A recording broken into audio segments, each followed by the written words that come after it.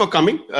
This event is also being web telecasted, so thanks for those who have joined us online. This event is jointly hosted by Government of Sri Lanka and Climate Action Network, South Asia. And one of the purpose of this event is to basically announce the organization, basically holding 5th Asia Pacific Adaptation Forum in South Asia, in Colombo, in partnership with UNEP, APAN, Government of Sri Lanka, and CANSA and Janatakshan. Many organizations are joining it. This is one, we are really excited about it because this is first time this event is being hosted in South Asia. So far, earlier it has been in Malaysia, before that it was in Korea, and then before that it was in Bangkok, Thailand. This is also an opportunity for us to basically learn and also share the work that we are doing on adaptation in Asia and Pacific.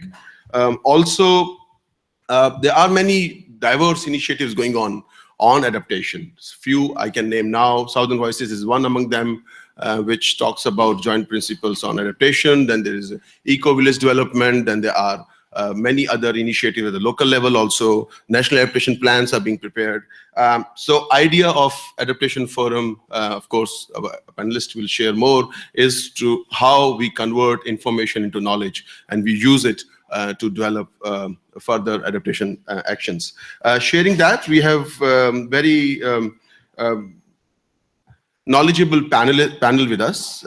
We have Dr. Budhi Marambe, who is the chair expert committee on adaptation in Sri Lanka. We have Dr. Sunimal Jatunge. He's head of delegation of Sri Lanka in Bonn here. We are also going to be joined by Dr. Salimul Haq from ICAD, International Institute of Climate Change Adaptation and Development in Dhaka. And then we'll also be joined by Mr. Mazharul Alam. We all know him by name Babu. He's a regional climate change coordinator for UNEP regional office for Sri Lanka and Pacific. So that's the 4 panelists. Let's start with the first presentation from Dr. Budhi Marambe, requesting you to set the scene and basically share why, how important this event is for us. Dr. Budhi Marambe, I'm starting here.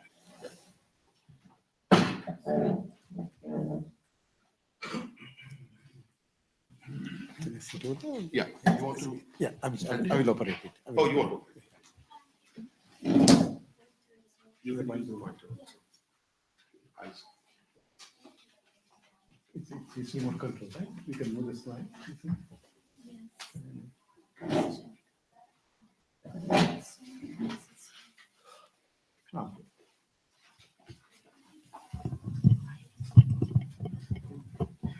Thank you very much. Good afternoon, ladies and gentlemen. It's a pleasure to be here today and to be the opening batsman of this event. Not a good time for Sri Lankan cricket anyway, though I talk about batsmen. We are faring very poorly in UK. Got bundled out for 9-1 in the first innings. Not a good thing. But today what I'm going to talk to you about adapting to climate change, especially focusing on agriculture, and also want to invite you for this special forum, the 5th Asia Pacific Climate Change Adaptation Forum, to be held in Sri Lanka from 17th to 19th October. So remember, I start with that and I'll be ending up with this as well, giving an opening invitation to all of you. Well, ladies and gentlemen, thinking of climate change, I don't think I have to harp on climate change about its impacts and so on. The whole world is affected and Sri Lanka is not an exception. I'll just try to summarize the impacts of climate change to facilitate for me to move along with the adaptation strategies, because once you understand the level of impacts that's there in Sri Lanka, it's easy for all of you to digest what I'm trying to say in the next few slides. Just to start on with, the overall experiences that we had when we analyzed the data available for past 65 years, it's very clear, ladies and gentlemen, in Sri Lanka, the environmental temperature has been on the rise, slow but a steady increase at a rate of about 0.01 to 0.03 degrees Celsius per year. So that has been the scenario in Sri Lanka right now. But more importantly, it's the frequent occurrence of extreme climate events, as you already know. Drought and floods have increased the number of incidences. I do not need to tell you over and over again, I'm sure. And high intensity rainfalls and landslides are the ones that have increased over the past decade. We are experiencing a crisis situation even right now in Sri Lanka. I will show you some photographs and give you some statistics about the impacts of this. Before year 2000, Sri Lanka never heard of tornado type winds affecting our ecosystem. After year 2000, well, maybe a landmark year, but I do not know, but we have been experiencing tornado type winds in Sri Lanka. Intense lightning strikes. Usually, this is not a good thing to say, but an average about 50 to 60 people get killed every year because of direct lightning hits. But the number has increased dramatically, not by another 100%, but at least by about 15 to 20 people per year in addition being affected by heavy intense lightning strikes. And the total number of dry days have increased. Of course, total number of comfortable nights have decreased on the other hand. So if I put everything in a nutshell, this is a situation that we can experience from Sri Lanka to tell you how the climate change has had an impact on our ecosystems, on our human beings, and on our day-to-day life as well. Well, these are the scenes that you see nowadays. When we want rain, there has been no rain, but there have been heavy rain when we did not want rain to occur. So in the second scenario, you will get floods naturally. And in the first scenario, you get droughts of this nature. And that has affected our food security very seriously. Sri Lanka have been aiming at, since gaining independence in 1948 from British colonial rule, to be self-sufficient in rice. At last, ladies and gentlemen, in 2010, since 2010, we have started producing more rice than we required annually. But we also have seen for the past 5 years, though we have been producing more rice because of the climate variability, we have two major cultivating seasons. Because of the inter-seasonal and intra-seasonal variabilities, the production levels as well as the productivity levels have been on the decline in certain cases, but on certain years it has been going up. For example, in 2012, 2013, the heavy, strong drought that we had in Sri Lanka put us in trouble, but fortunately in the previous season we had surplus rice to feed our own people, so that the importation of rice was not a requirement at that time. But still, we have to keep in mind that we are playing with nature on the other hand, because rice is our major staple food crop. We need to safeguard our people's interest with respect to becoming self-sufficient in rice. It's not that we are trying to become self-sufficient in every other aspect, but at least in our major staple, we need to go ahead with this position, maintaining it. Well, Sri Lanka took several initiatives in the past, ladies and gentlemen. We have done the climate vulnerability mapping, and what you see on the screen is the vulnerability mapping that Sri Lanka did, thanks to Ministry of Environment. We have the Director of the Climate Change Secretariat as head of a delegation today. With this initiative and directive, thanks to United Nations Development Program in Sri Lanka and Department of Agriculture, we were able to carry out this climate vulnerability mapping. It's a basic map, I must tell you, not a very detailed map done up to the level of lower scale administrative levels, but still we were able to use about 24 physical parameters to identify this vulnerable areas in Sri Lanka.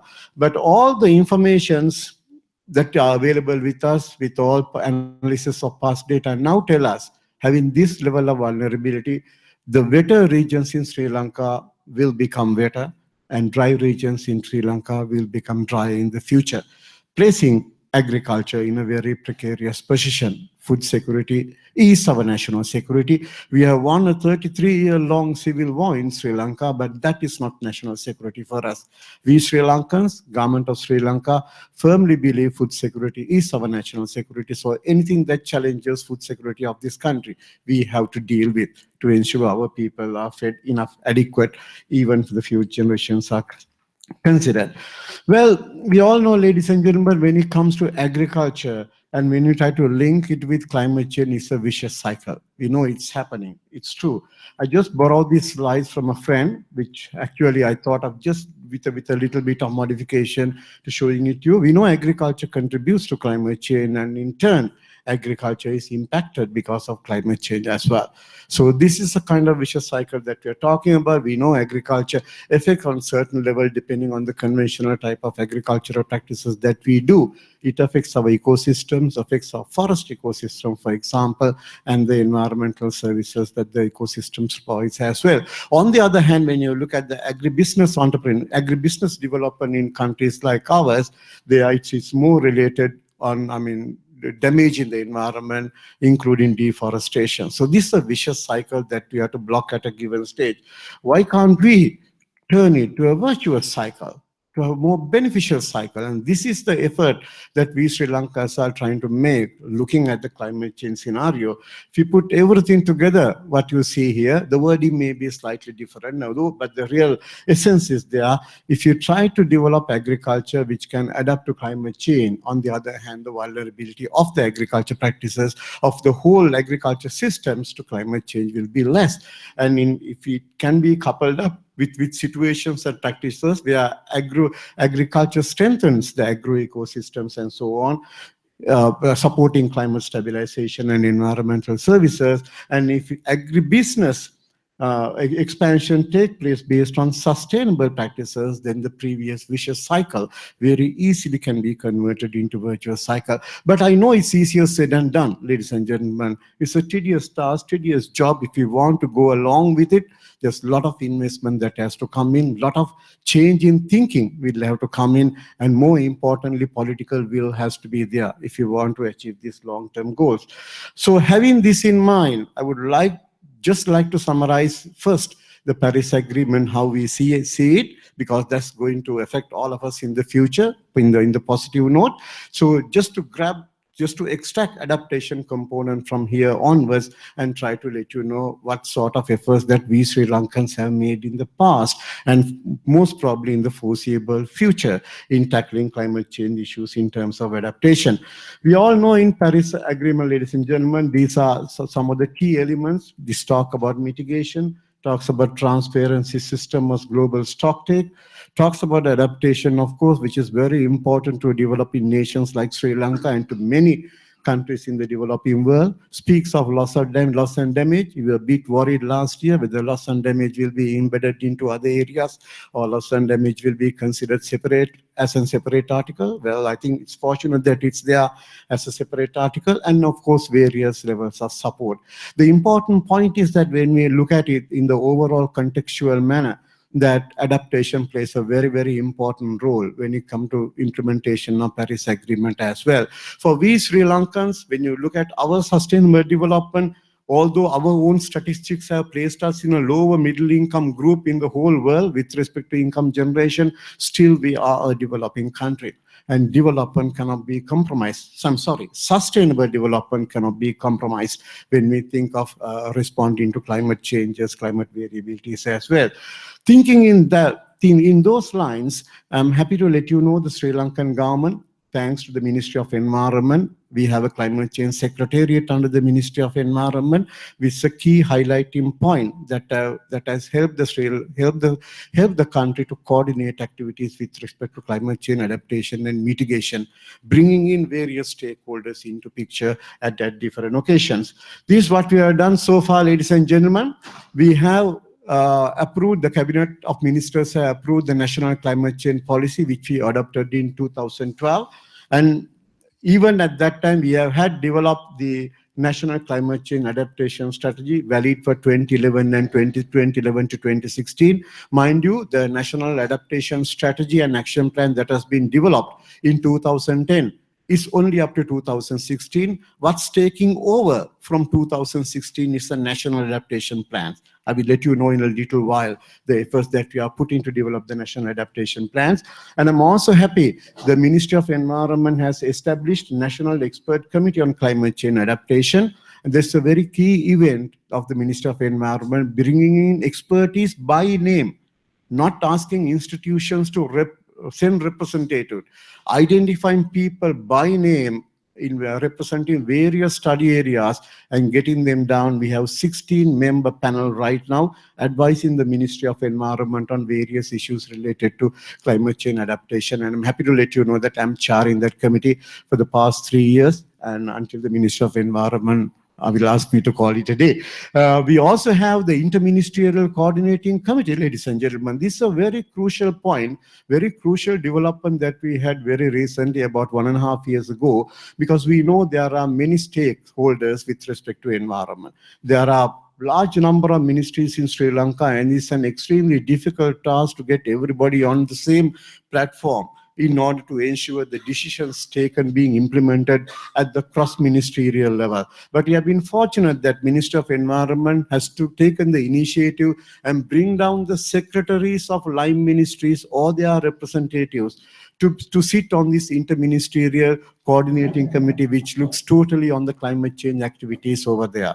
And I myself, being the chair of the National Expert Committee on Climate Change Adaptation and the chair of the National Expert Committee on Climate Change Mitigation, are permanent representatives of this committee. So it's our duty, when the Interministerial Coordinating Committee meet twice a year, in each case, is to let the ministerial representatives know the decisions that have been taken at the climate change secretariat level, at the ministry level, and also the advices given by the two expert panels to the Ministry of Environment, and create awareness among all the ministerial representatives, so that that message will get across all the line ministries in Sri Lanka, and the policy implementation become fairly well facilitated through this process. So we think that the Interministerial Coordinating Committee is chaired by the Secretary to the Ministry of Environment. Mind you, with the 19th Amendment of Sri Lankan Constitution, His Excellency the President of Sri Lanka by statute become the Minister of Environment. So that's a key in Sri Lanka. So the three committees that I was talking about comes directly under His Excellency the President of Sri Lanka. And the Secretary to the Environment is the one who will be chairing and guiding all the activities that take place in this country with respect to adaptation and so on. Other policy level issues, ladies and gentlemen, this is very important. We still adopt a fairly old national agriculture policy, which was established in 2007. And very interestingly, this policy was launched when His Excellency the President was the Minister of Agriculture. So that's the key. So that same policy continues even right now. The Ministry of Agriculture is in the process of developing a new policy reform, but taking the key elements with respect to the National Agriculture Policy of 2007 in Sri Lanka. So the majority of the key elements will go in, but of course the activities will be changing depending on the future needs and so on. Climate change has been given due consideration in this new agriculture policy, which is now under making, which was there in the previous policy as well. So overall activities, actions, and strategies have been focused around the climate change issues, and more priority being given for adaptation. Of course, mitigation has also been taken into consideration in developing these policies. We have the National Livestock Development Policy, National Fisheries and Aquatic Resources Policy in Sri Lanka in effect. And I'm happy to let you know that all these three key policies that affect the agriculture sector development in this country, where climate change has been taken care of, climate change issues have been given due consideration in making these policy statements and so on. The most significant achievement that we have in the recent past with the directive of the UNFCCC is the development of national adaptation plans. We have the national adaptation plans in ready right now, ladies and gentlemen.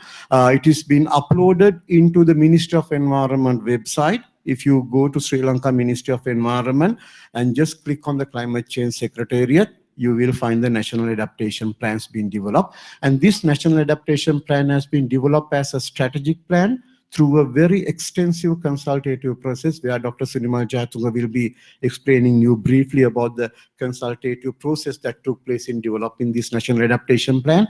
And I'm happy to tell you, the National Expert Committee on Climate Change Adaptation is the one that guided this whole activity, where the preparation was outsourced, but the relevant technical guidance was given by the expert committee with the assistance of all stakeholders who are involved in climate change related activities. About 248 stakeholders attended several meetings, about 10 meetings that were held, workshops, training workshops, consultative sessions to develop this national adaptation plans.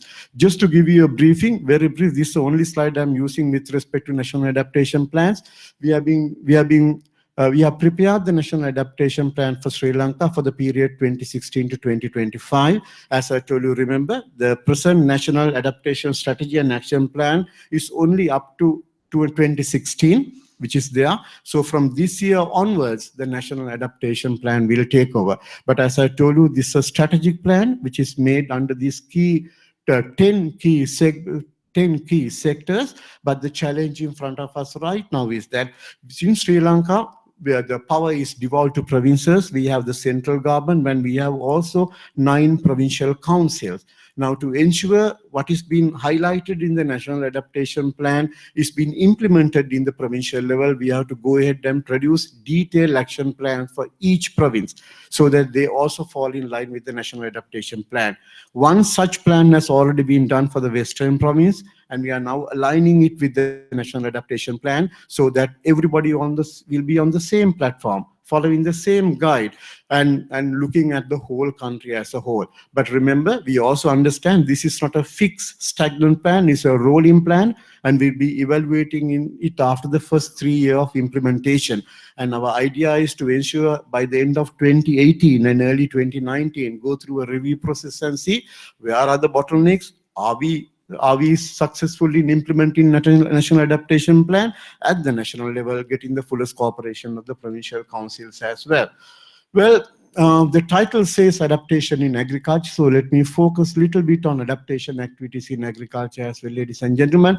I started talk by telling you about the present situation with respect to climate change, and just looked at the overall situation with respect to agriculture, and I shifted onto the national adaptation plans, letting you know other activities, other initiatives taken by the government of Sri Lanka, and now I'm coming back to the agriculture sector. It's important that agriculture sector has undergone many reforms in this country.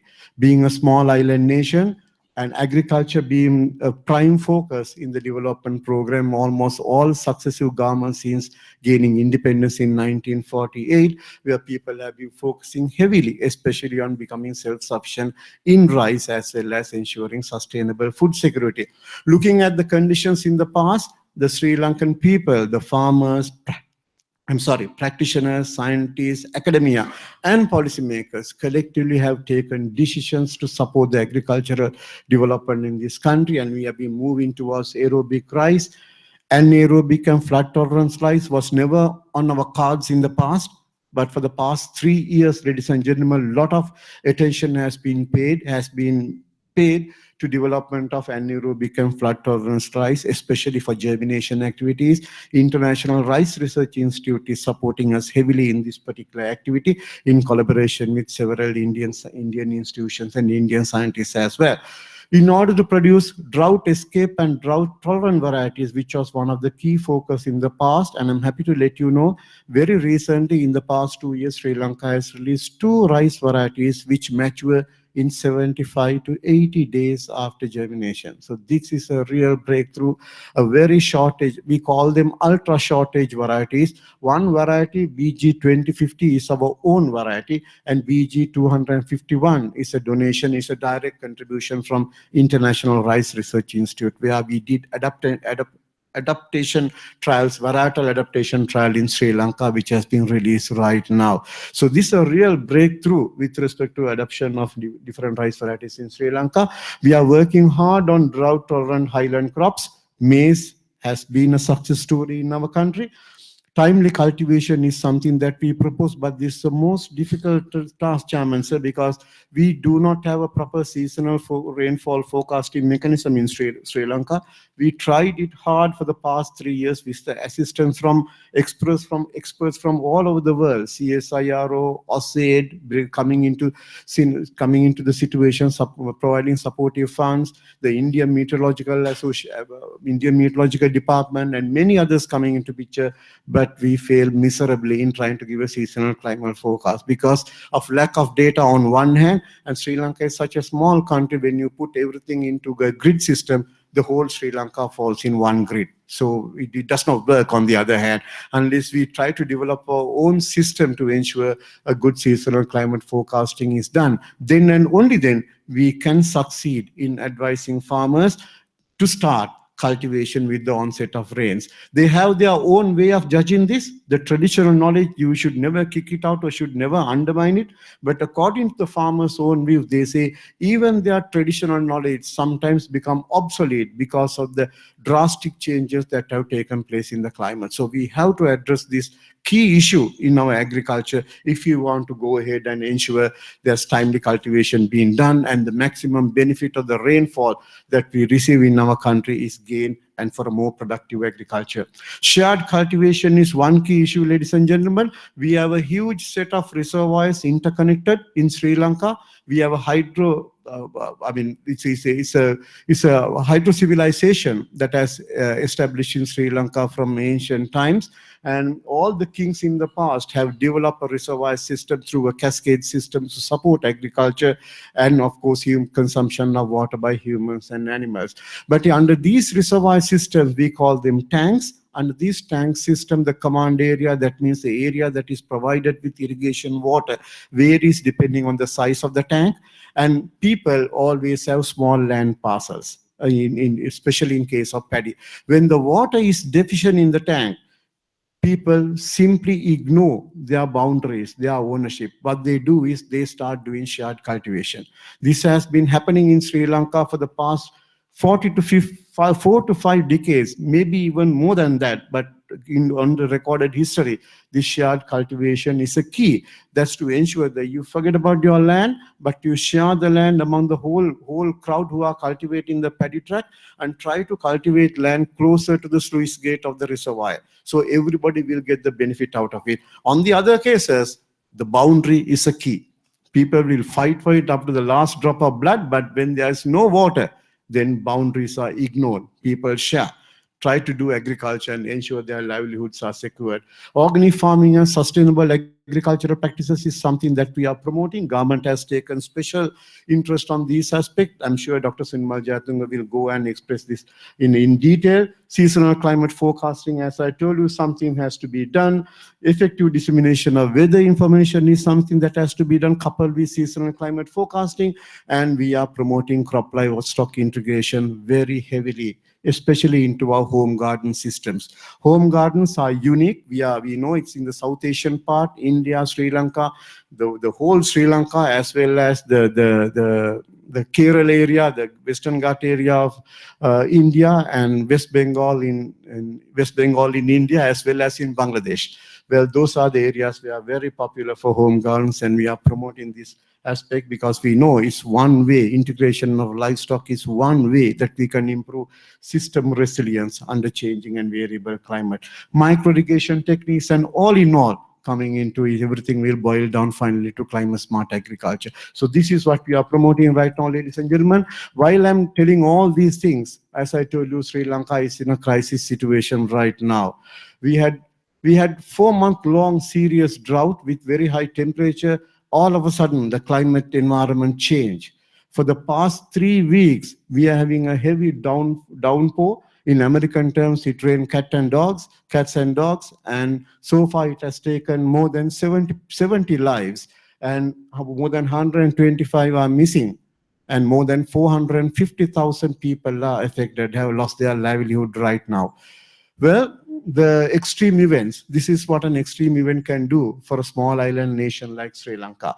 You see how people are trying to adapt. The person who is trying to swim using his, the springboard, is using a springboard to carry supplies to people who have been affected due to floods.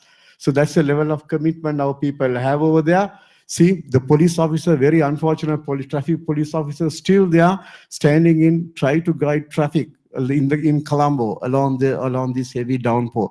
This exactly what has happened right now. I'm not showing these slides to gain sympathy. No way. No. I'm just trying to let you know exactly what is happening and what these kind of extreme weather events can do to a developing country like ours.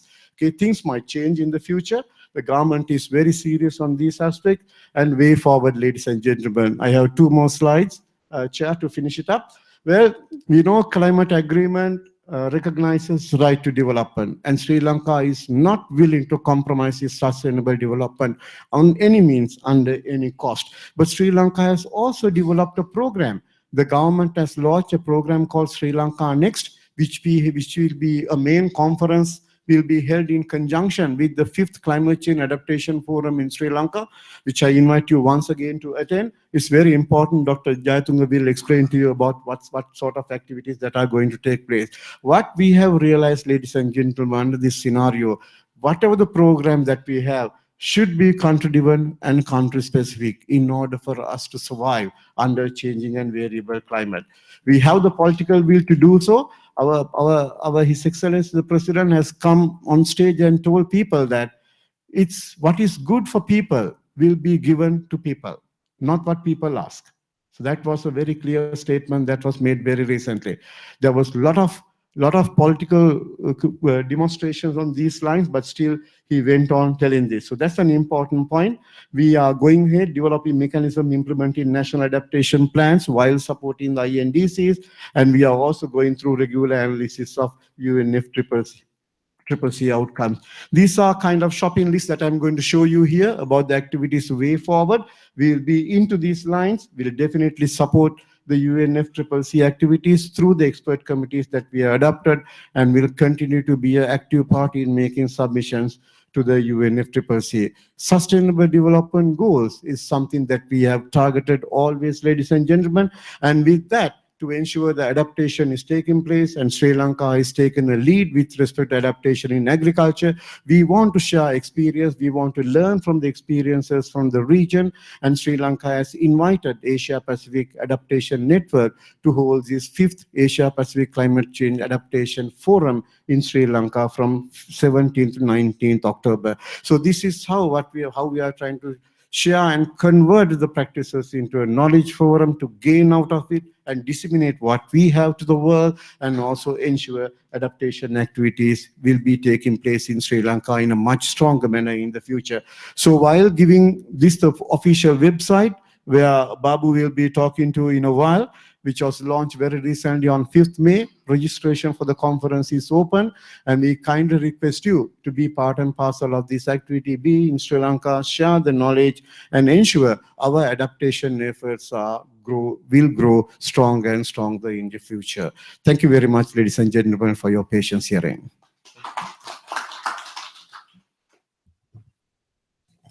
Thank you, Professor Marambe.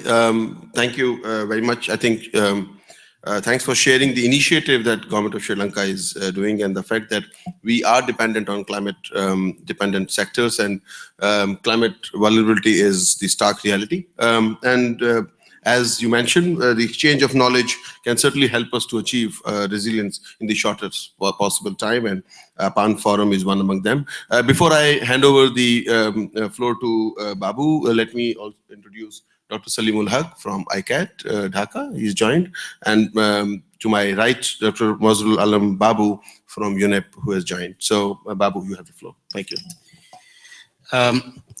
Thank you, ladies and gentlemen, and good afternoon.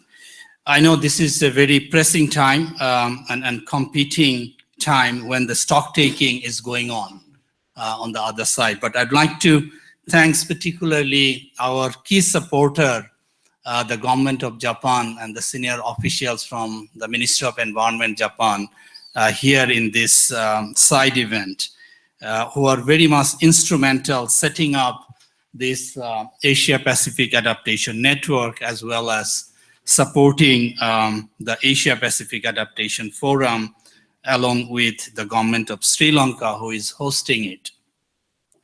As you have heard from Professor Marambe, that the knowledge and sharing the knowledge and the different practices, and he has highlighted the agriculture sector in Sri Lanka, but this type of sharing the knowledge can be beneficial for other countries and the other people.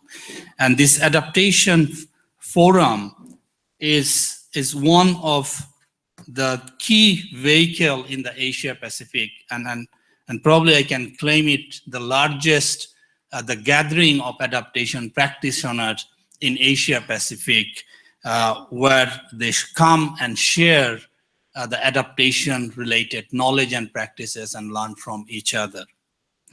I would like to mention this in the first slide. You probably noticed that the theme of, or the title of the forum is Adapting and Living Below 2 Degree and Bridging the Gaps in the Policy and Practices. And some of those issues in the agriculture sector has already been highlighted.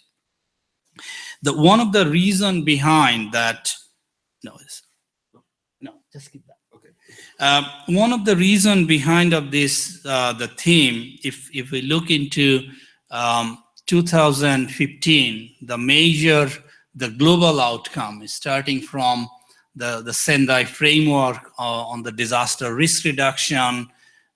Then we have Addis for financing for the development. And then we have the Sustainable Development Goals, and then the Paris Agreement, which talked about the below 2 degree and even aspiring for 1.5 degree to keep the temperature change. But when we talk about the knowledge, it looks that it's not only the climate change, it's the issue of financing, issue of the disaster, and issue of connecting with the Sustainable Development Goals. The different targets under the Sustainable Development Goals are very much closed with the different area and the target that the adaptation, the mitigation, the climate change community are talking about. So that is the overall context of organizing the 5th Asia Pacific Adaptation Forum and trying to bring that the below 2 degree dimension in the different aspect of the climate change adaptation. Now, let me just mention about the Asia Pacific Adaptation Network itself. It has been developed by the UNEP through a wide consultation among the different partners under the Global Adaptation Network. And the Asia Pacific Adaptation Network is one of the network under the GAN focusing on Asia Pacific region, and we have the network in other regions as well. And this is a partnership of several UN and the non-UN agencies. So it's not only the UN working together, but bringing the other agencies, and probably if you see the partnership, you'll see more other non-UN agencies than the UN agencies in the partnership. The key objective of this, the network, is mobilizing the knowledge for adaptation and supporting the decision making. And from the UNEP side, the regional office for Asia and the Pacific hosting the secretariat for the network. This is the current list of the partners, and the partnership is growing over time. And we have the 2 types of the partnerships. One is the specific partnerships who is supporting the entire network. Then we have the event-specific partnership like the forum that we are going to organize, and there will be many partners will come and support. If I look into the activities in terms of the overall upon is the knowledge management. We have an online knowledge portal, and feel free to make use of it because it's a great resource which has been contributed by many partners. It's not that only what this network is generating, but what the partners are generating and disseminating through this web portal. We call the knowledge portal. We also come up with the synthesis report on a particular topic when we see the importance from the network. The Asia Pacific, the Adaptation Forum, which is slightly highlighted here because we will be talking about more on that. And we have other conferences and the workshops. And if I give you the number, in the last more than 6 years, Asia Pacific Adaptation Network has conducted about 50 training sessions on the different areas related to adaptation. And also in terms of the participants, is more than 4,000 people.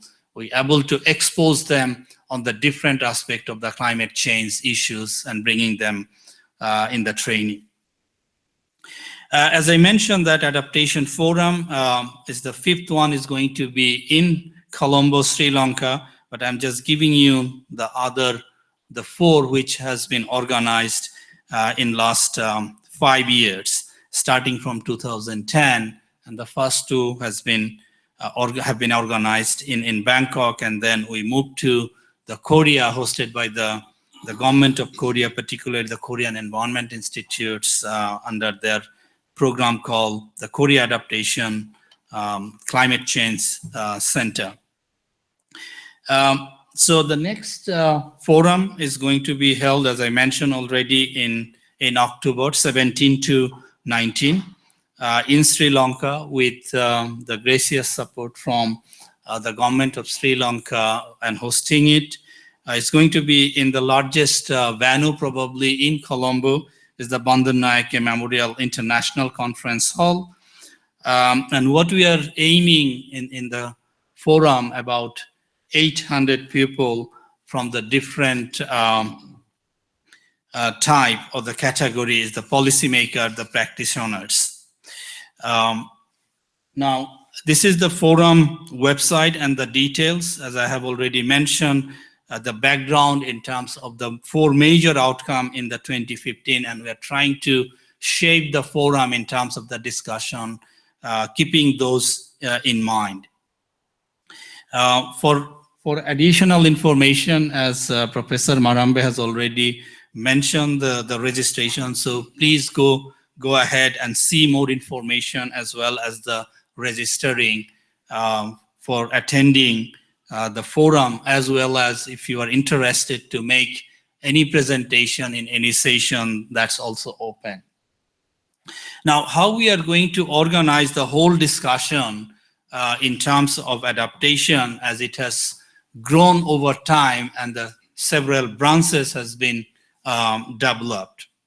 So the idea that we have presented, organizing the different discussion under the 4 major stream, and the stream is adaptation planning, which is a very important discussion happening prior to the Paris. Also, the Paris has talked about the implementation of MAP, and that requires the financing as well.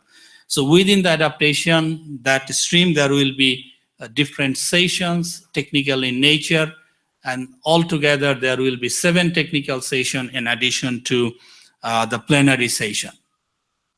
The second theme is financing for adaptation, which will also include both the traditional financing and the non-traditional financing issues. And then we'll be talking about the climate resilient development, and then the multi-actors cross-learning, because not only the one group of actor is addressing the climate change adaptation, is in a multiple actors supporting the climate change adaptation, but how we can learn from that diverse group of people in the forum. In terms of the supporting, as I mentioned, there are several groups who is going to support or taking the lead on this stream. For the adaptation planning is UNDP and the UNEP, who is running the global support program on NAP. Adaptation, the financing for adaptation is the Asian Development Bank and the UNDP. The climate resilient development is the Asian Development Bank, and the cross-actors multi-learning is by the Asia Pacific Adaptation Network Secretariat and the Global Adaptation Network. There is a discussion going on to connecting the cross-actors learning session with the adaptation committee, as well as bringing the network in that. So that is an ongoing discussion happening and connecting with the UNFCCC process, including the Nairobi work program.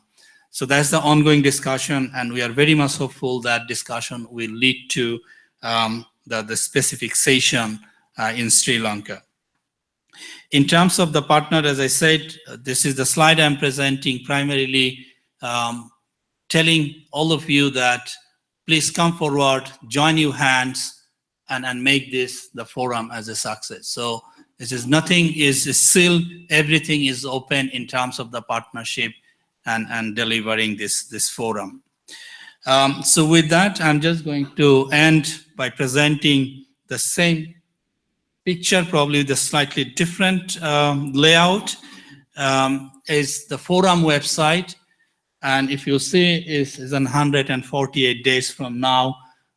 So please go and register yourself. Send out the word through your network so that the more people are aware of this adaptation forum in Sri Lanka. Thank you very much. Thank you, Sanjay.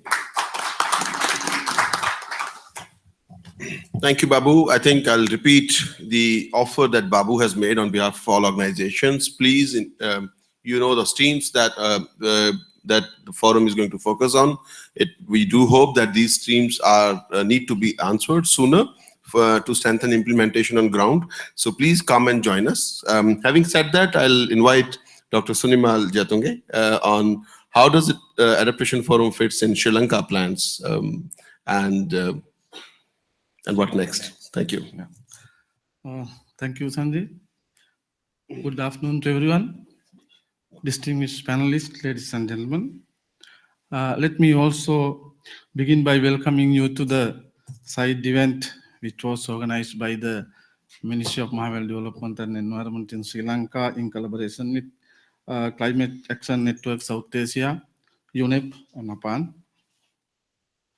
I intended to talk about the relevance or importance and significance of hosting the 5th Asia-Pacific Adaptation Forum by the government of Sri Lanka in October this year, and how we have planned it to conduct in colorful, meaningful way, together with Sri Lanka Next Blue-Green Era program. At first, if I talk about why the 5th Asia-Pacific Adaptation Forum is utmost relevant to Sri Lanka, as most of you are aware that Sri Lanka is one of the most vulnerable countries in the world to adverse effects of climate change. At present, or nowadays, I hope all of you have heard about the climate-induced disaster in Sri Lanka happen. Intensive rainfalls and flash floods in couple with the landslide, which was never happened in Sri Lanka before. What I mean by that, landslides happened, but this is a very huge one. With considering the earliest one that the area shifted is very extensive. It has been already severely affected more than 500,000 people of the country. Deaths are increasing now more than 70, and also missing around 130 people. The number is still further increasing. Losses and damages are enormous and tremendous. Non-economic losses are never valued and estimated of this kind of disasters.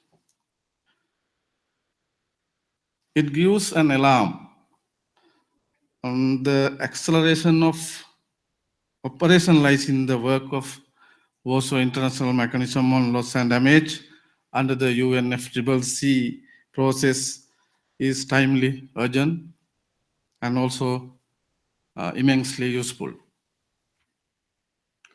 In this sense, that adaptation or building resilience of the most vulnerable communities and other sectors and areas is utmost priority of the country.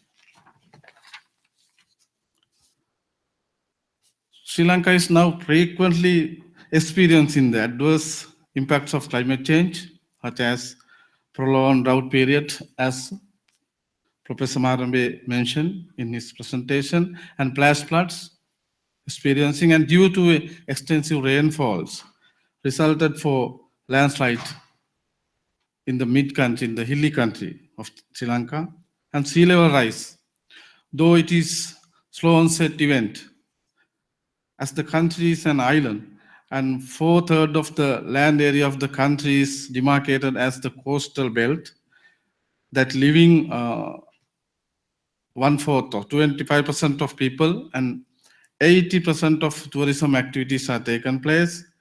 Various kind of livelihoods, including fisheries, Many harbors, fishery infrastructure, and aquatic ecosystems are located in our coastal belt. In this respect, I would like to share with you that Sri Lanka has already identified the most vulnerable sectors, areas, and communities in the country and has prepared the National Adaptation Plan, which was detailedly mentioned by Professor Marobe in his presentation, will be launched. Now, actually, now it has been finalized. Already, you will find it in the website of Sri Lanka Climate Change Secretariat. And it will be launched at the Sri Lanka Next Blue-Green Era event, which will be held from 17th to 19th of October this year in parallel with the 5th Asia-Pacific Adaptation Forum. The NAP of Sri Lanka, or National Adaptation Plan of Sri Lanka, has been prepared fully associated with the National Climate Change Policy and National Climate Change Adaptation Strategy, and also UNFCCC NAP preparation guidelines. Now we are looking for the means of supports for the implementation of the NAP of Sri Lanka. With the recognition of the need, the collaboration with other nations in terms of building resilience, Sri Lanka became a member of the Climate Vulnerable Forum, which is at present chaired by the Philippines, that now more than 40 countries are members of it. In fact, what I wanted to highlight here that Sri Lanka is highly vulnerable to adverse effects of climate change and need the immediate remedial actions for adaptation in order to build resilience of vulnerable communities, sectors, and areas of the country. In this respect, the 5th Asia-Pacific Adaptation Forum provides a great opportunity and platform for the expert, policymakers, scientists, and interested groups to share their experiences, lessons learned, and good practices on climate change adaptation. The thematic areas set for the 5th Asia-Pacific Adaptation Forum are highly relevant to Sri Lanka for further enhancement of adaptation planning in Sri Lanka. I also invite parties, groups, organizations, and individuals to join the forum.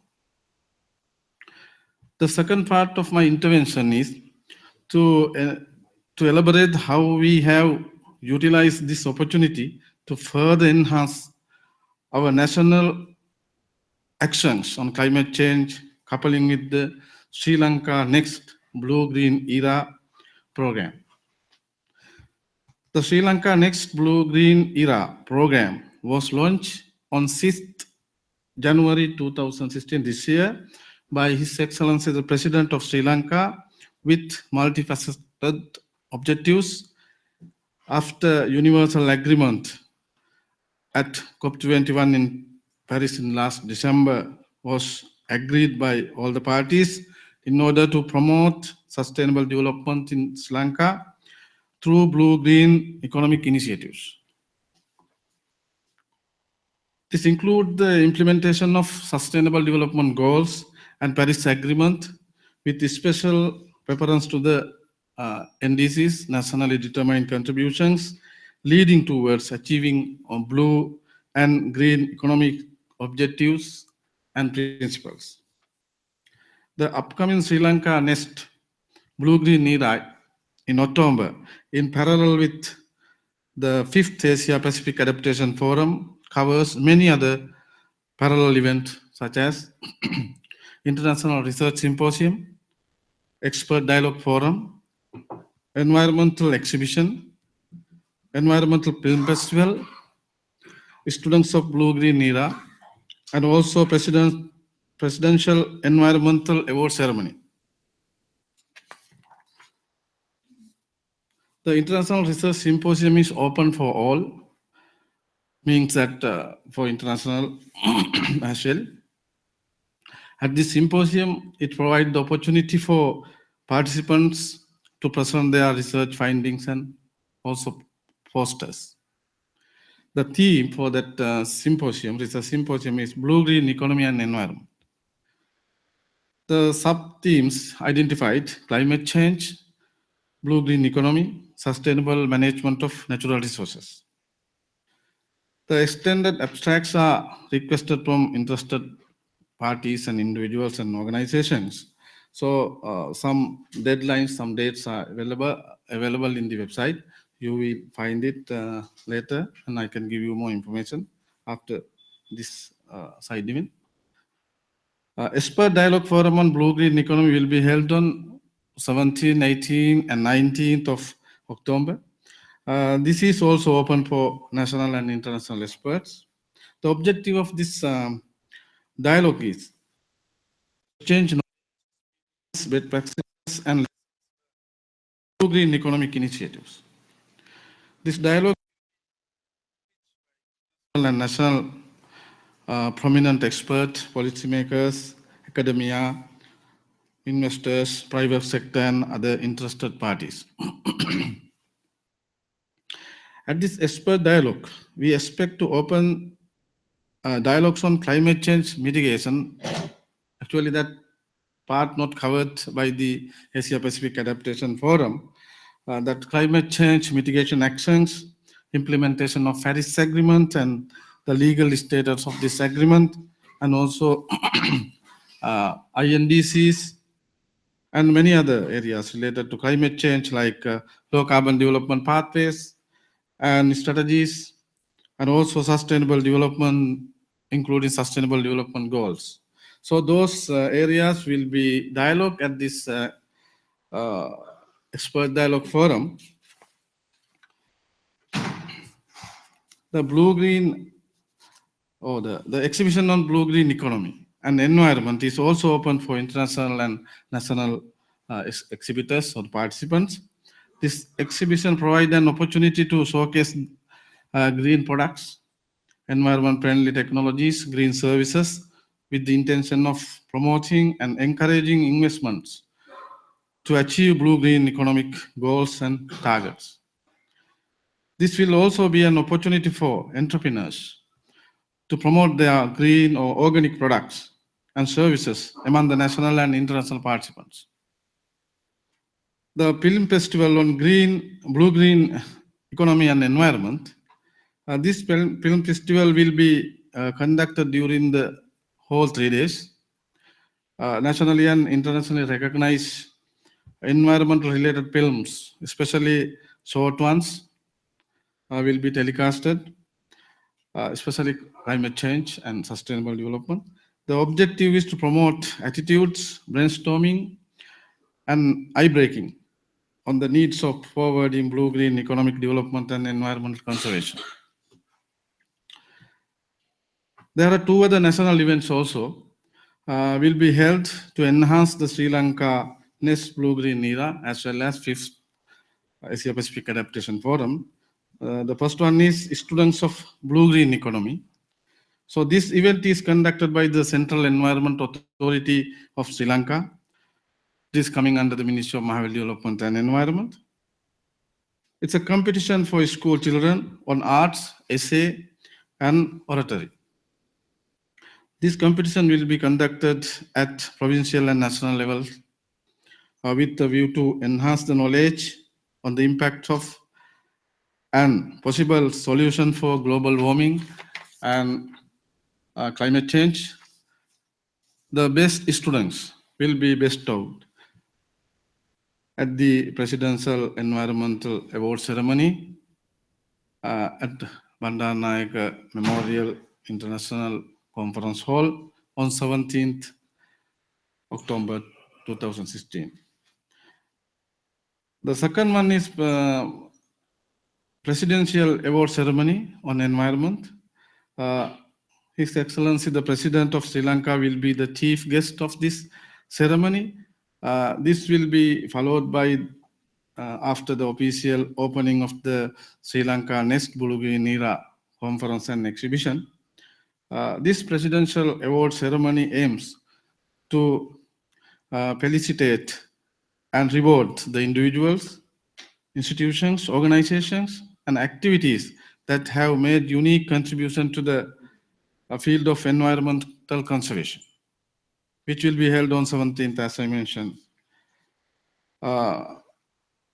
and followed by the evening by the conference dinner, that reception.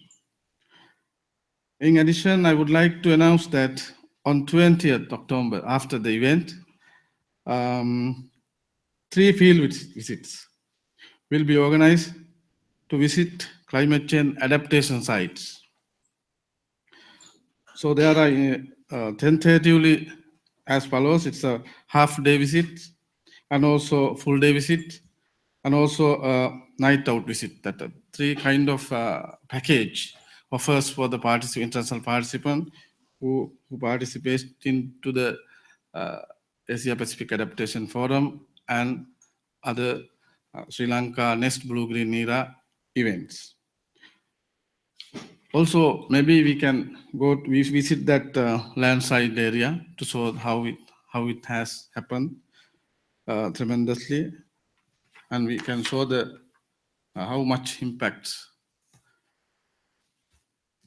happened or occurred due to this climate-induced disaster.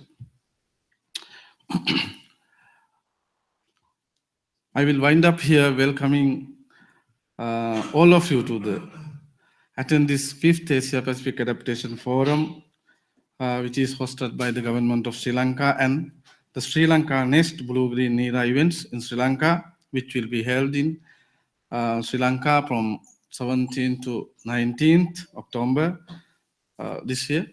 I thank you very much.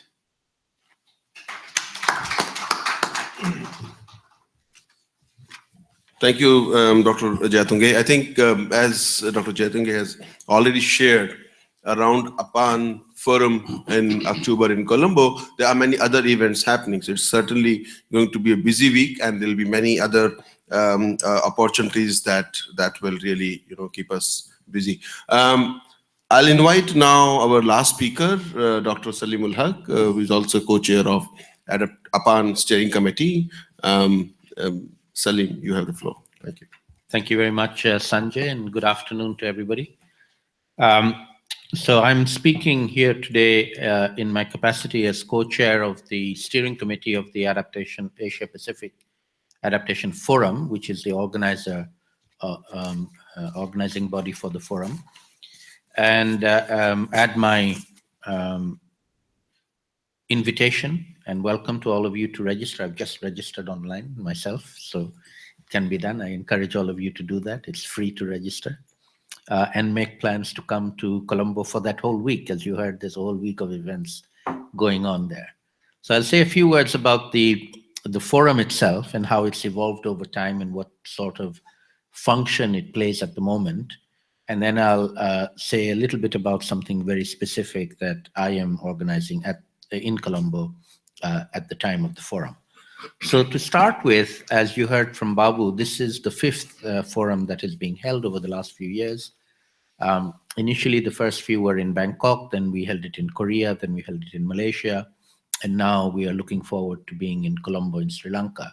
So the first thing to say is that different countries are seeing the value of hosting it. Initially, it was just hosted in Bangkok for the first few times, but then Korea stepped up and offered to host, and then Malaysia stepped up, and now Sri Lanka has stepped up. So a good sign that countries in the region are feeling that it is a nice thing to do to host such a forum. Second thing, with regard to attendance at the forum, typically in the last few fora, we have been getting in the order of 500 to 700 people from a very mixed and wide variety of backgrounds, senior government politicians, ministers, senior officials from different ministries within government, quite a large private sector presence, quite a large NGO presence, significant presence from the research community. A lot of exhibitions take place, a lot of meetings get piggybacked, as you heard with the previous speakers. Just now in Colombo, there's actually an entire week of events taking place in Colombo. The forum is only 3 days, 17th, 18th, and 19th of October, but that entire week is filled with many different events that people can come for an entire week for. And that's a good thing, because then people can get piggybacking efforts of different groups to meet, while at the same time taking the benefit of the entire conference or forum that they can participate in. And then what we have been doing now increasingly, and you heard this from Babu with the different streams, is trying to streamline a little bit. Instead of having many, many different presentations, which are useful for sharing, think about taking things forward. And now increasingly, and we hope Colombo will be the occasion where we do this more effectively than we've done before, is think about how can we take the knowledge that's being generated, the activities that are being done, and move them forward in a collective manner. Every country in Asia Pacific is doing stuff. Many different organizations are doing them, UN, national, many institutions at the national level and the regional level are doing many activities. How do we now add up and enhance the synergy between all of these activities so that we can take them forward in a much more concerted manner? And to share with you a little bit about the, if you like, the science of adaptation, which is also going forward at the same time. So adaptation is a very young science. It's only come on the scene a few years ago, but in that time it has made quite a lot of progress. And in fact, there is a parallel scientific gathering of researchers primarily on climate change adaptation that takes place in parallel, which is organized every 2 years under a global body called the Global Program on Vulnerability, Impacts and Adaptation, PROVIA, which I also happen to co-chair the steering committee of. And that held its fourth meeting just a few weeks ago in Rotterdam. And we had 1,800 international participants presenting papers, scientific papers, from well over 1,000 applications. Abstracts were submitted. So this shows you the level of research that's being done on adaptation. It was not just researchers, there were a lot of practitioners and as politicians as well, but it was primarily a research science gathering. And by the way, you can look it up. It's called Adaptation Futures 2016. And all the papers and posters are on the website, so you can download them and have a look at them if you want. It was a very, very extraordinary gathering. I mean, it shows the level of scientific development that's taking place in this field of adaptation. So let me just share with you one of the aspects of the evolution of the science, as it were. I categorize the adaptation, evolution of the adaptation concept in 3 phases. The first phase was what we might call maladaptation. It was the fact that we didn't know about climate change. We are doing development of all kinds, activities of all kinds, without knowing about climate change. And then we know about the impacts of climate change. And then we look at our development and we find that instead of becoming more resilient to the impacts of climate change, we're doing things that are making us less resilient. We are building on floodplains. We're doing things which we should not be doing. And so the first thing is to identify what we should not do. And again, in the climate change adaptation jargon, we call that maladaptation. So we identify maladaptation and we try to find ways to stop doing that. There's a lot of that happening. I won't say we've succeeded, but certainly we now realize that certain things are making us more vulnerable rather than less vulnerable, and we should try and stop doing those. So the first thing is, as they say, the colloquially, if you're in a hole, stop digging. So we have to stop digging the hole, and that's getting bigger and bigger. The second phase, which we are well into now, is the phase of risk management, understanding the new risk of climate change, putting into our investment strategies some kind of risk management. In the climate change adaptation scientific jargon, we call this incremental adaptation. So we look at our investments, say our investments in bridges, in harbors, in ports and infrastructure, and we think, are these going to be able to withstand the future climate, knowing that the future climate is going to be different from the old climate. And so projecting the last 30 years into the next 30 years is not going to work anymore. We need climate models to tell us what's going to happen over the next 30, 40, 50 years. And particularly large-scale infrastructure, which has a lifetime of many decades. How do we make that climate proof? And usually what happens when you do this, you do the models and you see that you need to raise the bridge a bit higher. It adds cost. I'll give you an example from my own country. In Bangladesh right now, we are planning to build a bridge over the river Ganges as it flows through Bangladesh.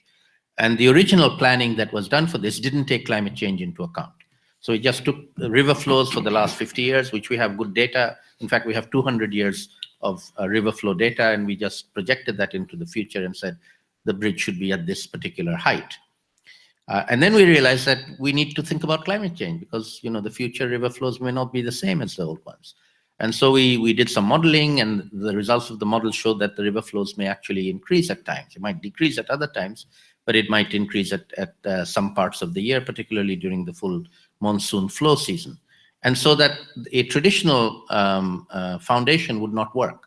We now have to make a bigger foundation and raise the bridge a bit higher. And for that now we've hired consultants. They're putting in place. It's added to the cost. The original cost was, I think, about $2 billion. It adds about maybe 5% to the cost of the original original bridge. So that's very typical of adding a climate proofing element to a large infrastructure project once you take climate change into account and risk mitigate the climate impacts. Typically, it adds 5, maximum maybe 10% to the cost of the project, which the project, whoever's funding the project, investing in the project, whether it's the government or the Asian Development Bank or the World Bank, they can absorb that cost. They can put it into the project budget and manage it, and then they know what they're doing, and hopefully the resultant product is a climate-proofed product or infrastructure development.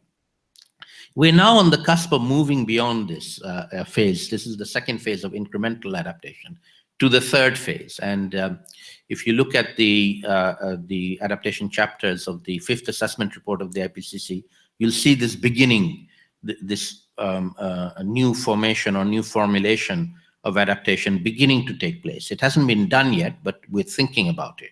We're thinking about ways of how we can do that. And that's called transformational adaptation. It's not just managing a risk so that we know there's going to be an impact of climate change. We take precautions so that the impacts are reduced and we can manage those impacts. But nevertheless, we still have impacts. I'll just give you an example, a contemporary example. I was watching the online news at the moment. You may be aware of this. There's a very big hurricane, a cyclone coming up the Bay of Bengal right now. It's called Cyclone Ruana. It's due to hit Bangladesh in about now, this evening, Bangladesh time. 2 million people have been already evacuated in Bangladesh. Bangladesh is a very, very good system of warning, evacuation, shelters. Okay, that's something we should be proud of. Probably one of the best in the world. 2 million people today have moved to shelters. And in the last 2 cyclones that we had of similar, greater magnitude, similar amounts of evacuation took place, and the death toll was brought down considerably. So just to give you a comparison, in 1970, we had a cyclone that killed 300,000 people. 1991, we had another one that killed over 100,000 people. Last 10 years, we had 2 big ones, similar size ones called Ayla and Sidr, only killed about 2,000 people. And most of them were fishermen who were out at sea and didn't get the message and the warning to come back. 2 million people on land were warned and evacuated. They moved to shelters. In the meantime, we had a big shelter producing or building program, warning program. Children were given in education. It's a massive effort that successfully brought down the death toll. It didn't stop the cyclones from happening. The cyclones still happen. They cause a lot of damage. Crops are damaged. Infrastructure is damaged. There's still a lot of damage, but human deaths have been brought down very, very significantly. And that's a very good example of successful adaptation, but it doesn't minimize you can minimize some part of the problem, but you can't minimize all the problem. You don't prevent it from happening. And so the thinking now is, how do we do transformational adaptation which takes us to a better place than simply managing the risk?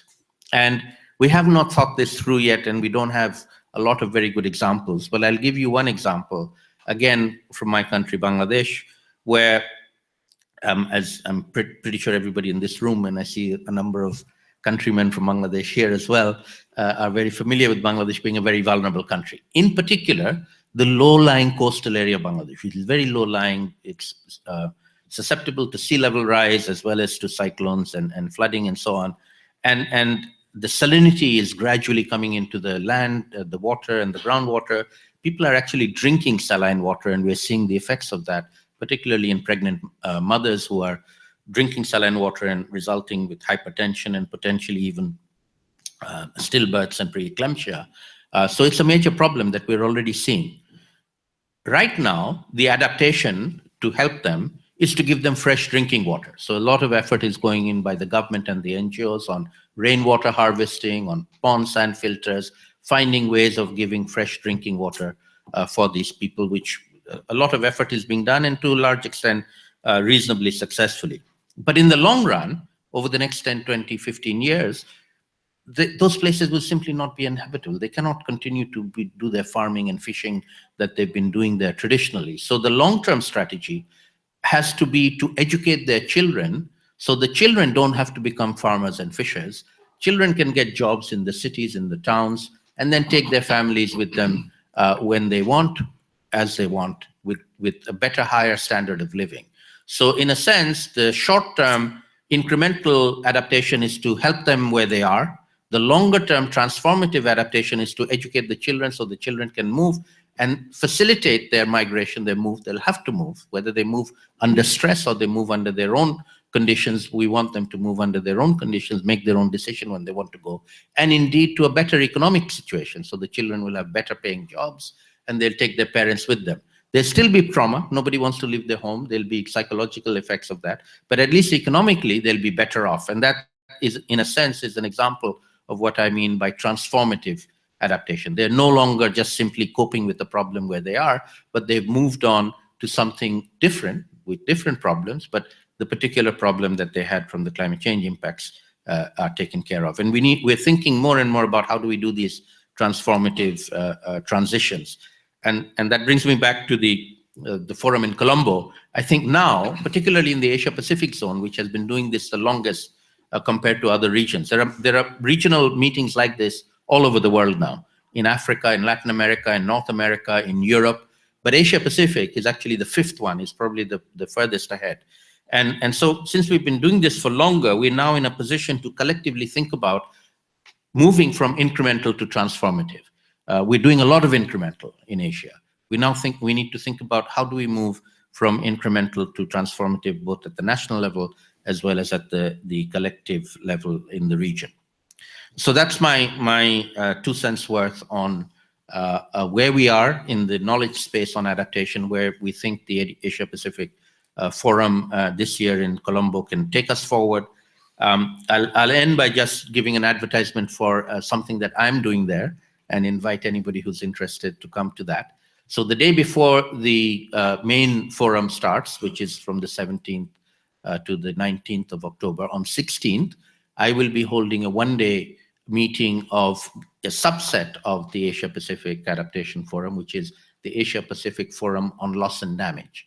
I did this last time in Malaysia as well. This was actually launched at the Asia-Pacific Forum in Korea.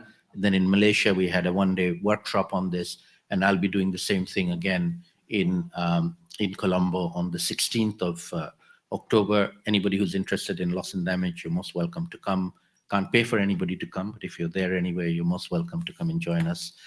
It's basically a forum for sharing. Last time in Malaysia, we got about 30 to 40 people come share work that they're doing, NGOs, researchers, and others who are working on loss and damage. In fact, the government of Japan, through the Asia-Pacific Network, APN, has been funding a set of very good research work on loss and damage. So we're hoping that they will be able to come and present their work at that workshop. So we have a one-day workshop before the forum. And then in the forum, we're hoping that under the fourth stream, we will get a session on loss and damage in the forum itself, where some of the results of that research might be shared with the bigger audience, with the big forum, with the hundreds of people who will be at the forum. Our workshop will be maybe 30, 40, 50 people, but not bigger than that.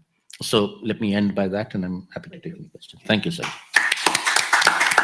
Thank you, Salim. I think that's really what we plan to achieve. Well, we have 5 minutes, but we can certainly open floor, and we can, if you want to know more about Adaptation Forum, you want to add something from your side, floor is open. Yeah. There is this catch box. I'm supposed to somehow. No, just catch box. Please. Yeah. Yes, that's the idea. Exactly. Is it working? Yeah, it's working. All right. Just I have few points to raise about the first presenters' deliberations. I'd just like to know whether you do actually doing now or in the policy about the crop insurance, which is not, I didn't see it in your presentation, but in Bangladesh, you know, there's some work's done, and then we're actually thinking, can we do something on that? So if you have something on crop insurance, then that would be useful for us to know. The other point is that, you know, the non-climate related stressors or factors, they're also affecting the agriculture, sometimes more than climate related things like, you know, the conversion of lands, croplands to other uses, and also fragmentation, conversion, grabbing of rivers and waterways, and also increasing industrial pollutions and other pollutants coming from different sources.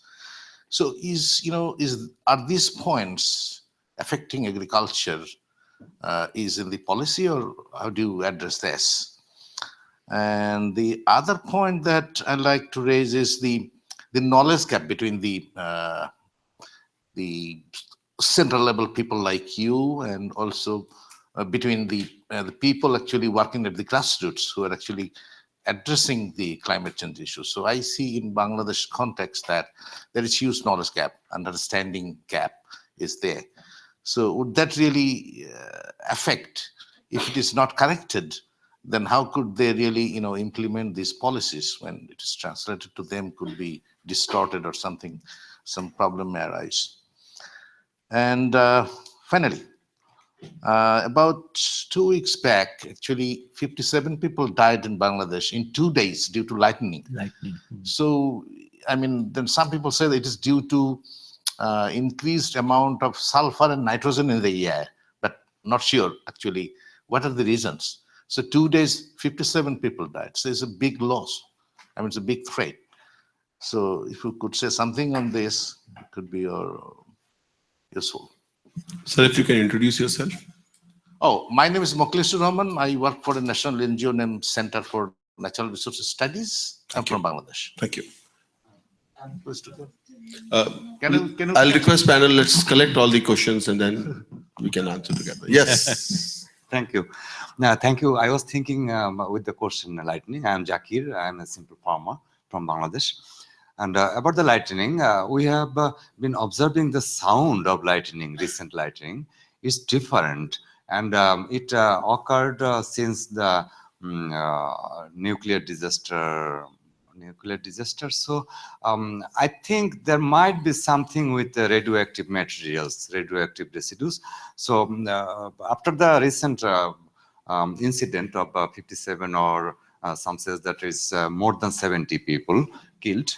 So I requested our Air Force to measure the radioactive materials on the stratosphere, so we could find the results. Otherwise, we will send some kites with sunflower leaves, and we will measure the radioactive. Yeah. Thank you. Can you throw it here? No? Thank you. Wow.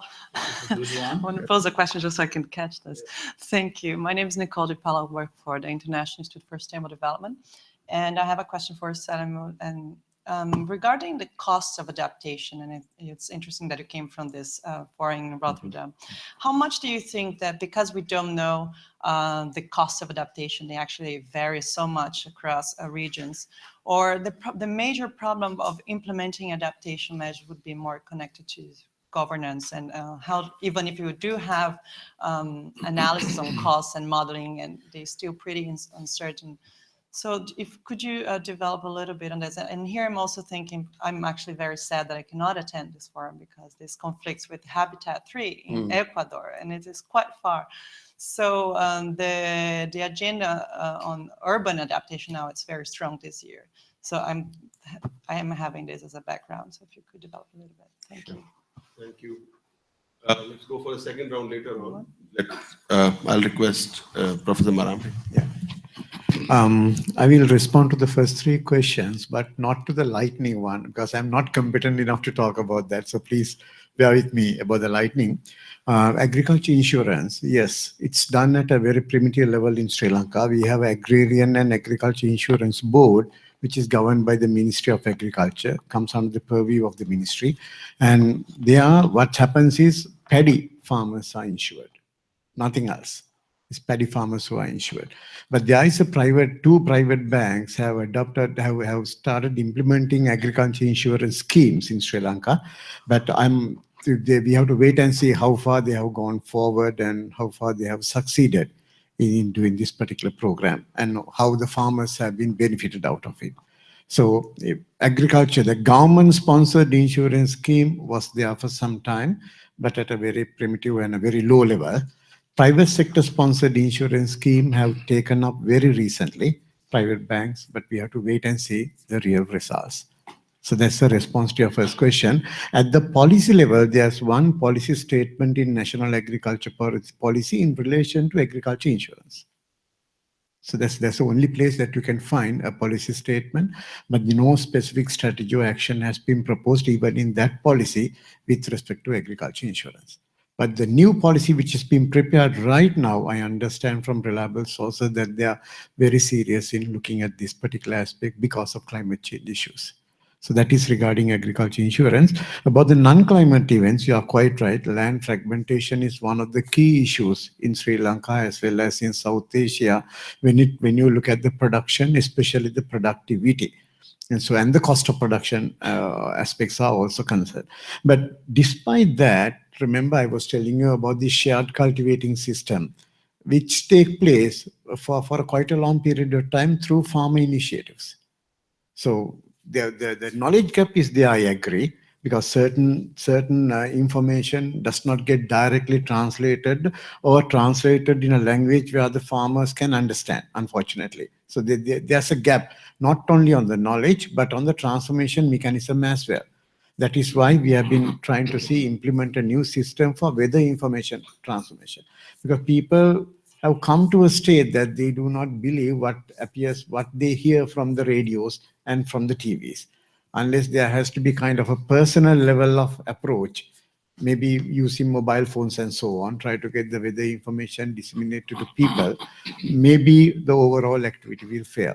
We do not know, but there are a lot of efforts being made right now to get this dissemination of information done to the farmer level with respect to weather information, again, to mitigate or to minimize or to get rid of whatever the problems that are there in terms of getting the knowledge transferred.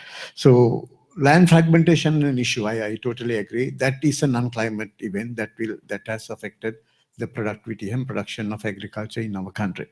I think I answered the knowledge gap partly. Once again, a lot of training programs are held.